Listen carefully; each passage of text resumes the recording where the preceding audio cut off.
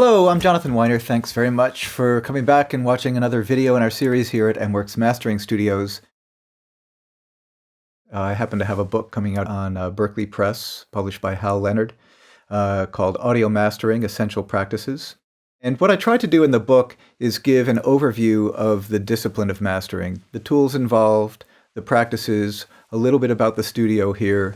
And at the very end of the book, there are 2 chapters that are 2 case studies with an accompanying audio CD, where I give you a description of step by step how I go through mastering a particular track and then go through comparing 2 tracks and thinking about mastering the 2 of them and reconciling the differences between them and so on.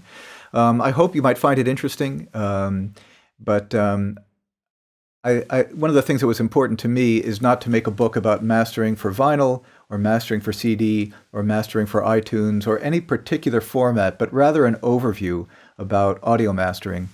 I always get a question from people about whether the practice of mastering or really audio engineering has changed. And of course, in some respects, it really has. We can edit incredibly quickly with computers as opposed to using tape, which is what I started out on.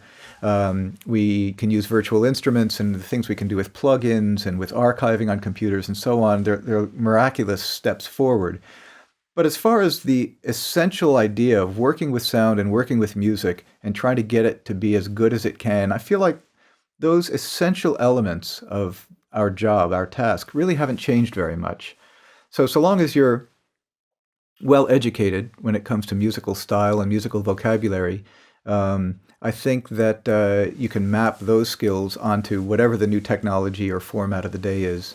And so that's where I've tried to focus the book. So anyway, I hope you enjoy it. There are other resources, for instance, the mastering guide that I helped to edit on the isotope.com website. Bob Katz has a very well-regarded book about mastering. Bobby Ozinski also has a book out. And I've noticed that there are several other books that are coming out on the market. So there are plenty of resources out there. There's also the online courses that you can take, for instance, a course at berkeleymusic.com that I authored with Mark Dieter Einstmann. And we've had very good feedback about that.